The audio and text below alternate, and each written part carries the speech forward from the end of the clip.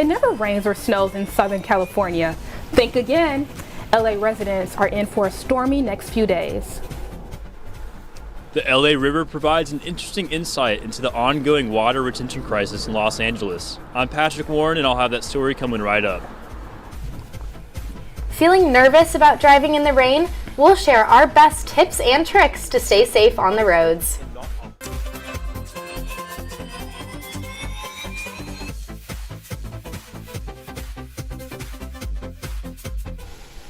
What the hail? Take a look at what a wild winter storm brought to the USC campus.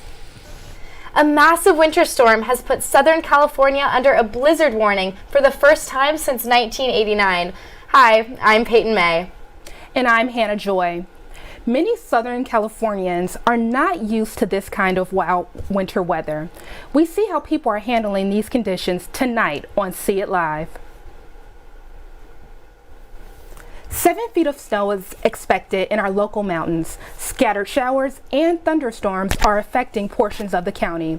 Hail hit USC's campus this afternoon, and the full brunt of the storm will hit tomorrow, bringing temperatures into the low 20s.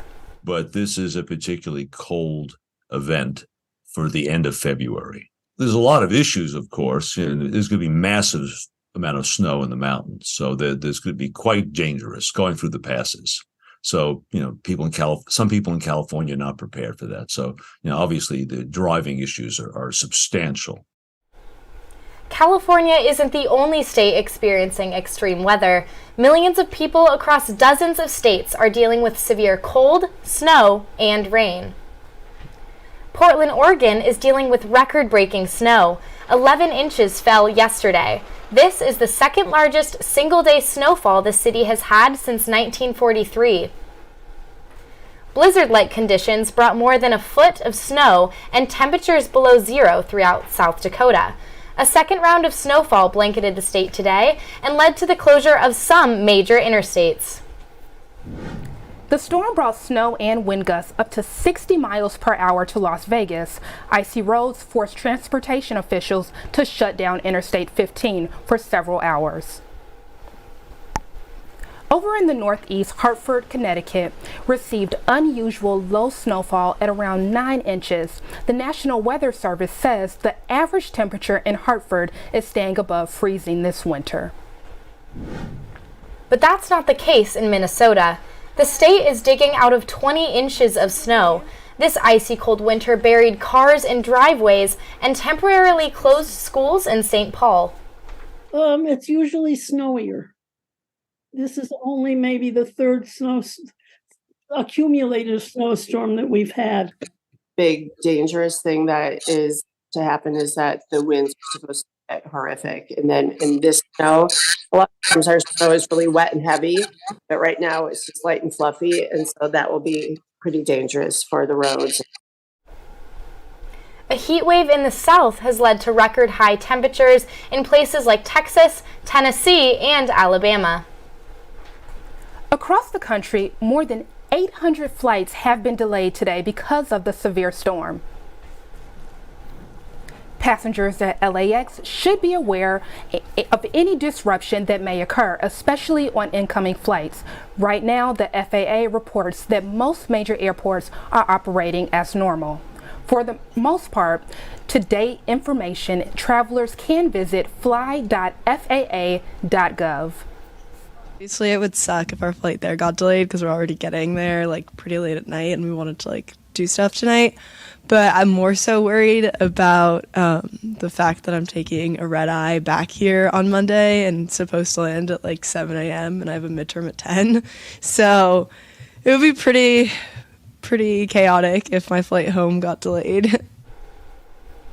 With the storm expected through the weekend, airline officials suggest to check the airport's website for any delays and any updates. For those commuting by car, wet streets usually mean more accidents. Reporter Jeremy Cole went out on the road and has driving tips to stay safe.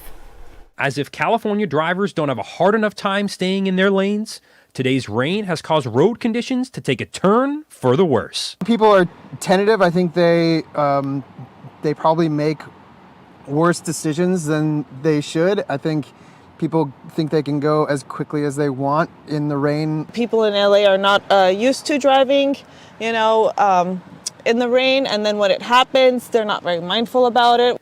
Jack Fung says he drives over 100,000 miles per year on the road.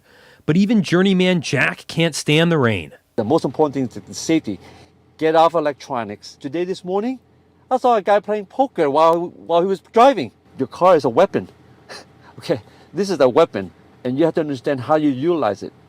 Over at University Tire and Auto Service, rainy days like today are some of the busiest days of the year. Employees recommend being proactive about car maintenance. A lot of times people just hold off until it starts raining. What I recommend is before you hit the road and it's a rainy day, make sure your windshield wipers are working, make sure your lights are working, and make sure your tires are up to par. According to a study by the National Highway Traffic Safety Administration, 46% of weather-related crashes involve rain. Hydroplaning is one of the most common causes of car accidents out on the road when it rains. If you do hydroplane, make sure to stay calm. Have two hands on the wheel at all times and fight the urge to slam on your brakes, but instead you can pump them just a little bit to see if it helps you regain traction. And finally, make sure you steer into the skid and not opposite the skid. The AAA Foundation for Traffic Safety recommends that drivers reduce their speed by 1/3 on wet roads. So don't be afraid to ease up on the gas. For Annenberg Media, I'm Jeremy Cole. Annenberg Media's Patrick Warren is live in Boyle Heights, braving this unprecedented Los Angeles weather. Patrick, what do you have for us? I'm standing above the LA River, where the rain is going away from a city that desperately needs water and into an ocean that probably does not. Water retention systems across Los Angeles are in a dire need of a rehaul. City officials are hopeful that with a worsening drought, they will be more effective in collecting rainwater. 85% of LA's water supply is imported from other regions, which can have adverse effects on the drained areas. A majority of that water is from snowmelt from the northern Sierra Mountains. With climate change's threat against the future of snowpacks in California, it is more important than ever to invest in systems like underground aquifers, which capture and purify stormwater. Until we have a good snowpack and some runoff that is sufficient to get water levels back to normal, refill the reservoirs, things like that, we won't be back to normal. So you can't just get one good rainstorm or two and say, all right, we're all back to normal. We were using way more water than we're getting in just a few rainstorms. With the city of LA retaining only about 20% of rainwater, there is clearly some more work to be done. An LA Times review showed that only a small portion of funds directed toward water capture efforts have been distributed in the 5 years following their approval. Building smaller and more localized stormwater capture programs will be crucial in battling a drought made ever worse by climate change.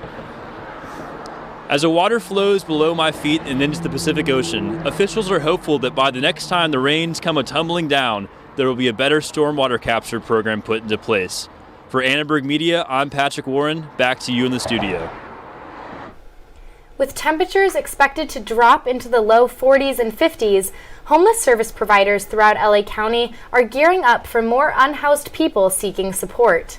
It's going to be busy, and it's been busy with already the number of people that we've been experiencing here in Skid Row. So we have definitely been preparing for any moment to just start calling our partners and helping people find a bed. Being sure that we are providing these services that are so hard for our community here in Skid Row to have from anywhere else. It's really important. It's really important.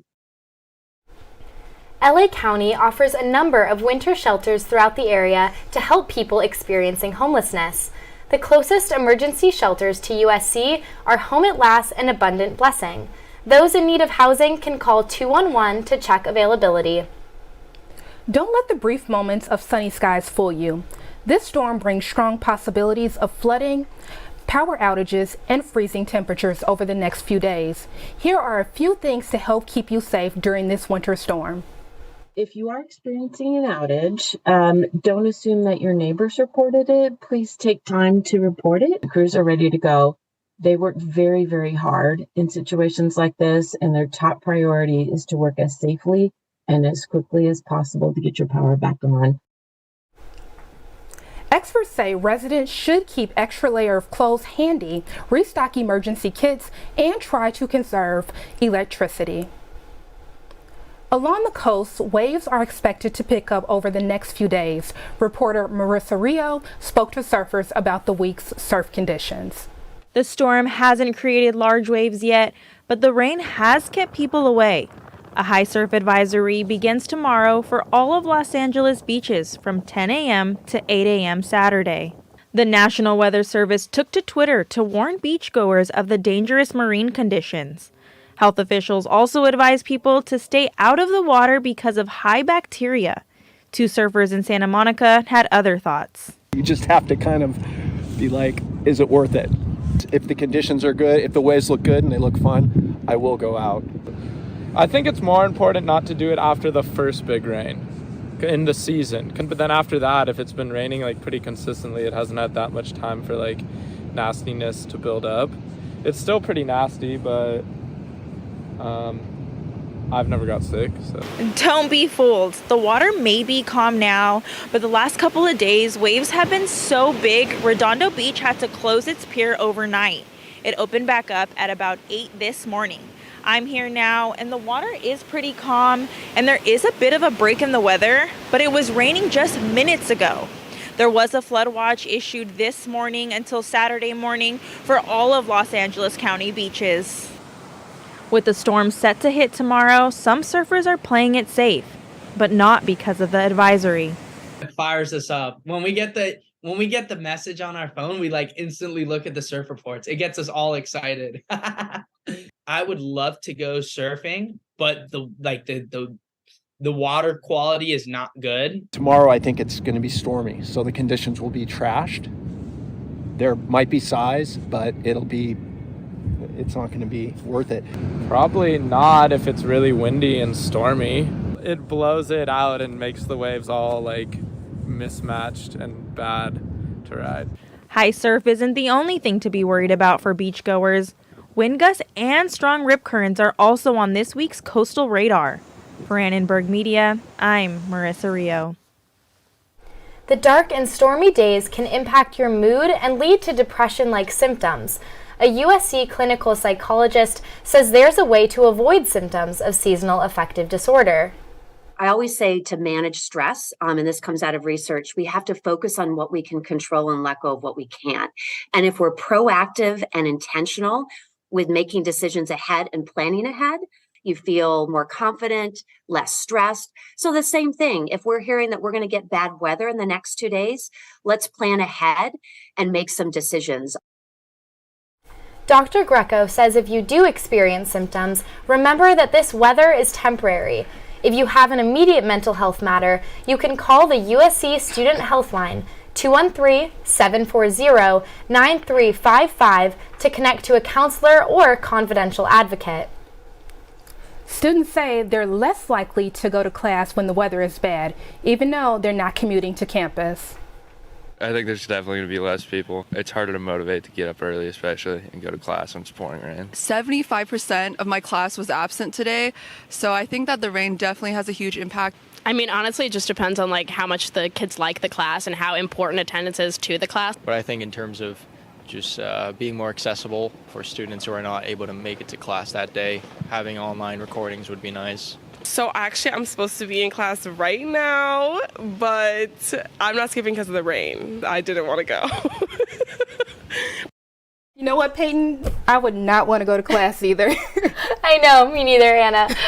Well, there's a reason. Bad weather keeps many locals indoors, which means an increased demand for food delivery, longer wait times, and higher prices.